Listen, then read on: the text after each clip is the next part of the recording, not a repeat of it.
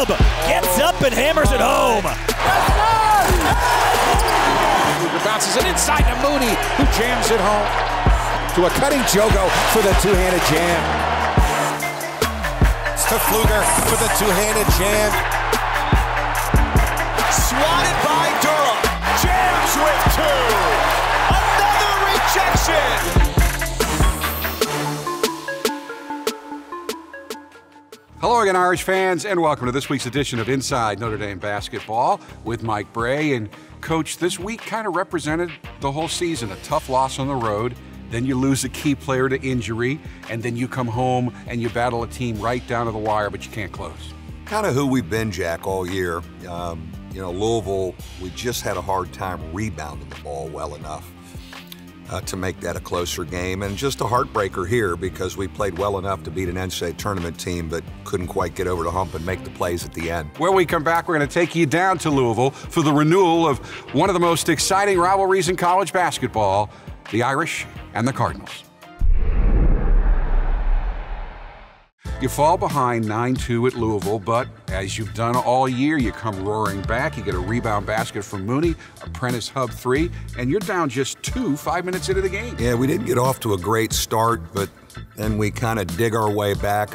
Again, I think one of the other stories of the year is our defense has been good enough to keep us close. We've not been very good offensively, but overall our D has been pretty darn good to keep us in the ball game. And Mooney and Hub were terrific in the first half, scoring 20 of your 24 points, with Mooney almost getting a first half double-double, 10 points, 9 rebounds. What Johnny Mooney is doing this year is flat out amazing. I feel bad that we haven't won enough for him to have more of a spotlight on him, but I think coaches in our league understand what kind of prospect we have here. He'll come back as a senior and an All-American candidate. You went to a 20-second shot clock at practice a few weeks ago, and it's really been working well. Your guys have bought in, but in the first half at Louisville, it's almost like they played too fast. Yeah, we got a little quick. We threw it away a couple times, but I think we have to be playing downhill and attacking and not thinking too much, and a couple turnovers. But if our turnovers are forcing it in action and running, I think right now for our frame of mind, we have to be in that frame of mind. And you got in a pretty good rhythm in the second half. TJ Gibbs hit back-to-back threes, which triggered you on a run where you hit 6 of 7 shots. Yeah, no, we got, and that's been hard for us to get on an offensive run like that, and you're able to get it to 2 possessions and get involved in it. But, we never got any of the 50-50 balls or key rebounds, defensive rebounds, and they had putbacks and loose balls that really hurt us. And the stunning thing was a team that went into the game second in the ACC in free throw shooting. During the stretch, you got to the line, but you made just 2 of 7 during the stretch and 4 of 13 in the second half. That really hurt us. We've, been very good from the foul line, 75% as a team. But on the road especially, you're going to have to make those free throws. And for us, scoring is hard. So when you do get to the line, we have to capitalize. And again, rebounding has been an issue throughout the year, and it hurt you down there. You got a rebound at 49-30. Yeah, they really pounded us up on the backboard. We played a little bit smaller, and so you're going to live with some of that. But I just thought we couldn't get any really good blockouts, and that was disappointing. And you get what you deserve if you don't block out. Hub and Mooney continued their strong play in the second half. Hub finished with 16 points, 6 assists, 2 steals, and Mooney recorded his 18th double-double, 22 points, 13 rebounds on a day those rebounds are hard to come by. Yeah, when you're rebounding against a Louisville front line or a Clemson front line, you're getting man's rebounds. And what he does rebounding the basketball is really amazing, and it's going to make him a lot of money someday playing this game. TJ Gibbs had 11 points to join Hub and Mooney in double figures, but again, I call it the Bray blueprint. Your blueprint, 4 guys in double figures, and again, 4th guy didn't step up. Yeah, we can't, again, we keep scoring 61, 62 points. It's been a long time since we've seen 7-0. And if you're scoring in the low 60s, it's going to be hard to win ACC games. And again, it continues to be our struggle, and we continue to try and figure out how to generate another scorer. So it was a tough afternoon on the banks of the Ohio River. The Irish lose 75-61 to a talented NCAA tournament-bound Louisville team. When we come back, we'll bring you back to this floor for a look at the senior night game against Clemson.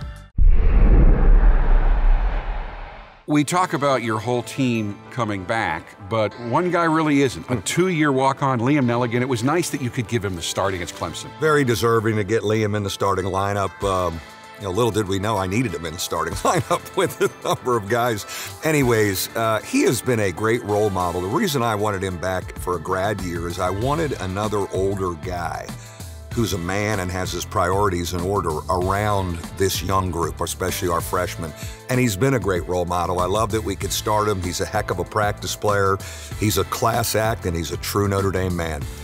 Now, Liam Milligan was going to start regardless of what happened leading into the game. You made that decision coming back from Louisville, but the day before the Clemson game, you lose DJ Harvey to a hamstring injury. How did that impact your game plan? Yeah, it put Dane Goodwin into playing 38 minutes like Hub and Gibbs, and I think there was certainly some fatigue in that game. But as I look big picture and down the road, I like the fact that Dane Goodwin can play almost the whole game because he was more aggressive offensively, and we love to get that habit in him in these remaining games. And you got off to a decent start. Hub hit the first shot of the game, and you took the lead 3 times in the first 4 minutes. Yeah, we pretty good start offensively. They're really good defensively, but we moved the ball. We got to the bonus, got to the foul line some, so you're feeling good. But again, our saving grace, and I give this group credit,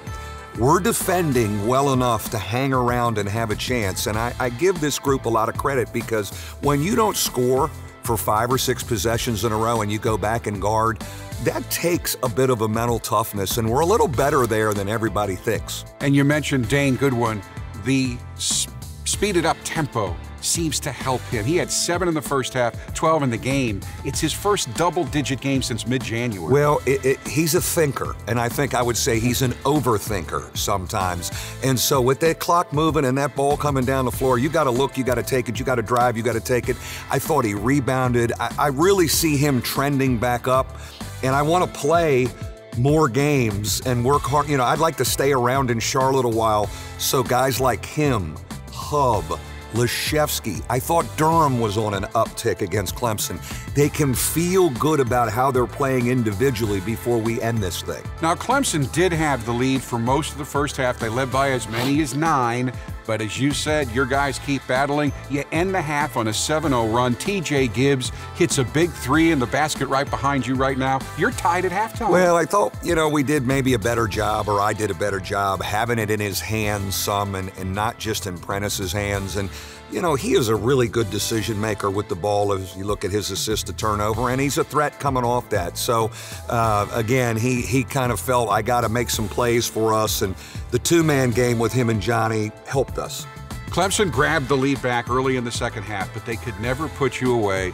And one of the big reasons, of course, was John Mooney, who impresses every night. 18 points, career high, 20 rebounds, plus he had a career high 5 assists. And he plays 38 minutes. That's the area where he's made another huge jump. Is he was not a great decision maker with the ball early in his career. He is passing the ball fabulously, finding people.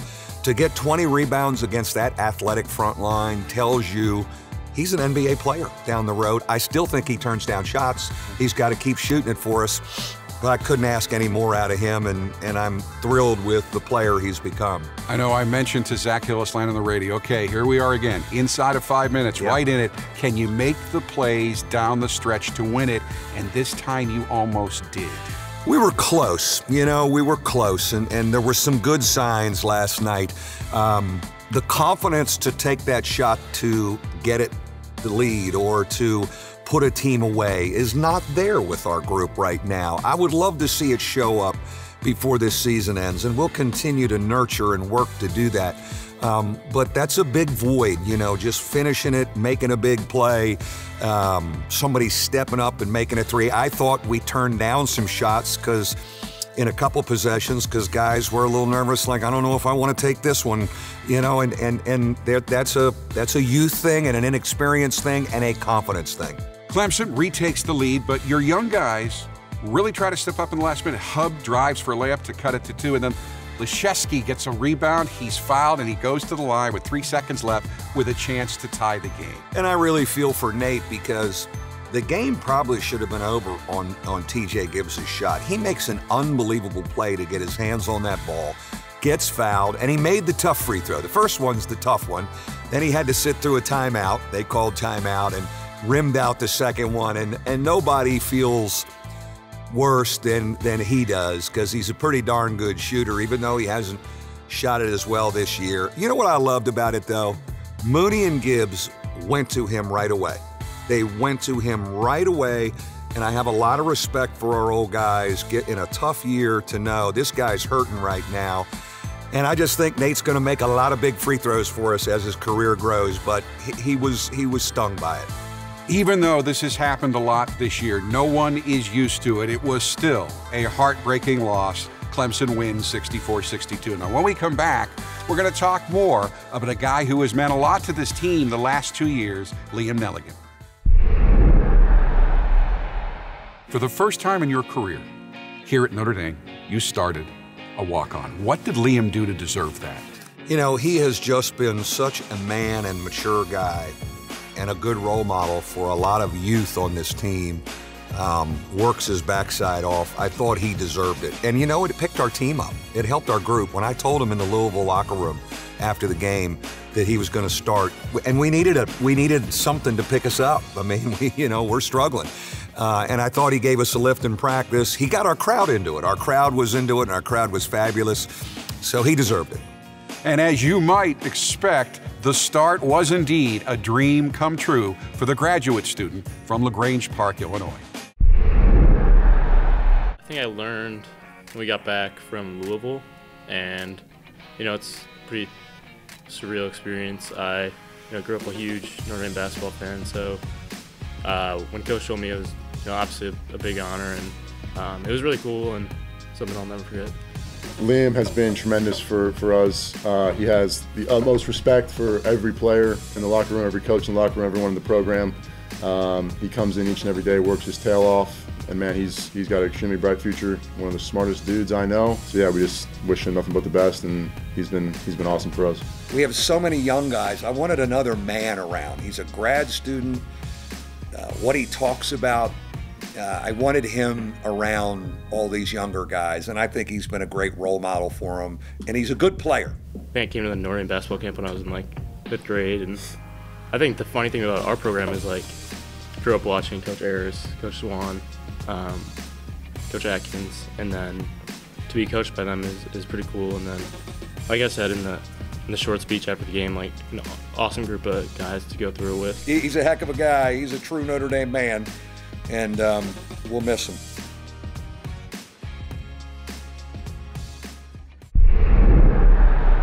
Now, the fans also didn't get to see this, but a monumental event occurred after the game. Yes. When Skip Meyer was honored. He decided just a week ago to accept the university's retirement offer that they're offering to all staffers right now. I know he was a guy that when I got here helped me acclimate to the team, a great friend to everybody connected with the program. 40 years. Moose Krause's last hire. Amazing. Isn't that an amazing stat?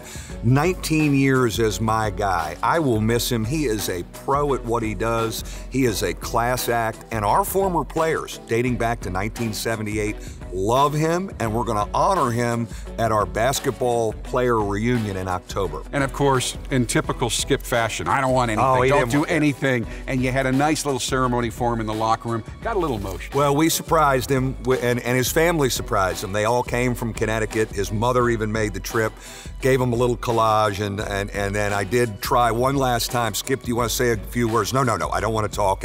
But I will miss Skip. We probably should have had he given us more notice, Skip run the fast break this week. But in the spirit of senior night, Nate Leszewski's about to fire the questions at Liam Milligan. Welcome to the Notre Dame basketball fast break. I'm Nate here with Liam. Favorite food? Go steak. Celebrity crush?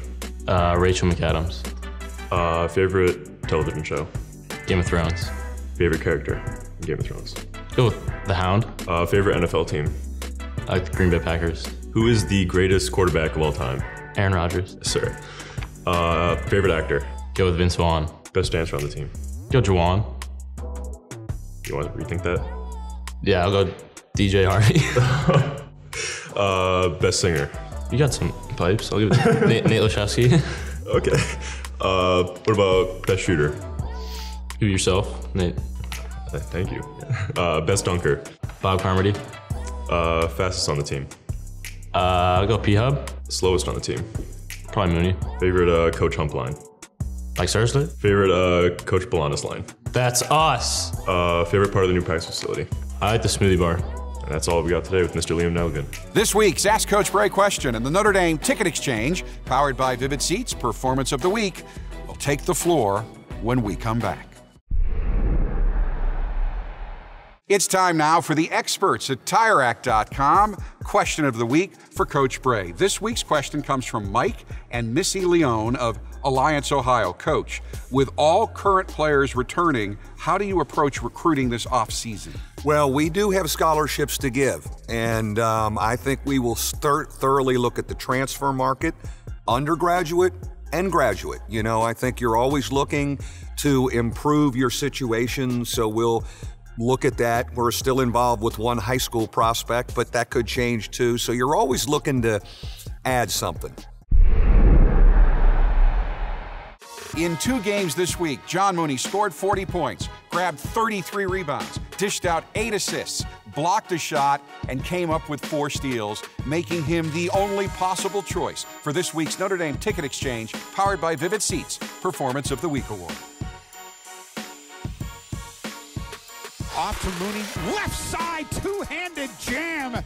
Hub between the circles, shovels it to Mooney, who dunks it home. And Mooney fakes, spins, double pumps, turnaround jumper, good. John Mooney having an outstanding game. Hub in the corner now. Mooney for 3. Got it after a great pump fake. Mooney gets the rebound again, shovels it in the lane to Durham for the jam. We'll preview Notre Dame's final regular season game of the season and the ACC tournament right after this timeout. You know, back in the old Big East days, you can make an argument that your number 1 rivalry was against Pittsburgh, and here you are again ending this season, and both teams are in a position they're not used to being in. Yeah, both programs, both teams really searching for some kind of momentum before we head to Charlotte and the tournament. But Pittsburgh is going to be a hard matchup for us. You know, everything is hard for us. So it's going to be 2 teams fighting for some kind of momentum again before the postseason tournament. Now, as we tape this show, we don't know who you'll play. We don't know what time you'll play in the ACC tournament. We do know you will play on Tuesday. We will play Tuesday. We'll head down there Sunday night. We'll be able to practice in the Charlotte arena on Monday and get a feel for it and play on, you know, the great thing about it is if you win, you can hang around in town a while. And we're 8-4 in the ACC tournament since we joined the league. And so I'd like to see us, could we recapture some of that karma where when we get to the league tournament, we play better and can advance. All right, we will be back next week with all the highlights of the Pitt game and all of Notre Dame's action in the ACC tournament and a special feature on a guy who deserves a special feature because he's had a special season, John Mooney. We hope you'll tune in then. Until then, for Coach Bray, I'm Jack Nolan. Thanks so much for watching, and as always, go Irish. Inside Notre Dame Basketball is presented by TireRack.com and brought to you by Team Notre Dame partners, Coca-Cola, Under Armour, and Gatorade. Inside Notre Dame Basketball is also brought to you by Vivid Seats, Canon, Xfinity, Nissan, Notre Dame Federal Credit Union, and SiriusXM.